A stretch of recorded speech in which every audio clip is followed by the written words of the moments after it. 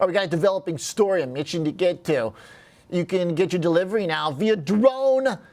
Renita Young, our senior markets correspondent, and this is here in the U.S. now. It is. It's in the small town of Christiansburg, Virginia. Had never heard of it, right? Christiansburg leading off the drone initiative. They're leading it, and all 23,000 of the residents get a chance to experience it. The next largest city closest to it is Roanoke, population more than 90,000.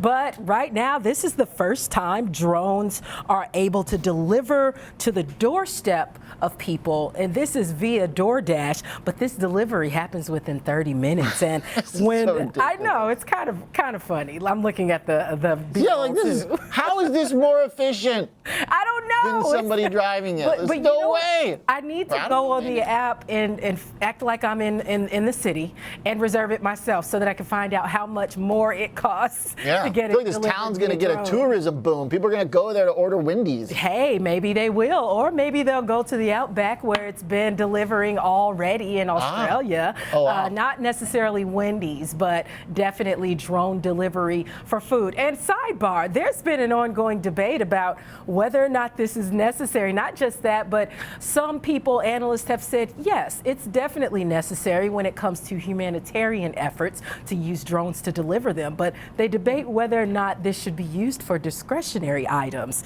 Pretty interesting. But DoorDash is going to begin to deliver these Wendy orders by drone in Christiansburg. They're planning on expanding to other U.S. cities late this year. It's already in Australia, as I said. And the name of the company, the autonomous drone company, is Wing, and that's Google's autonomous drone company. Right, good one. I thought you'd like that because it's called Wing.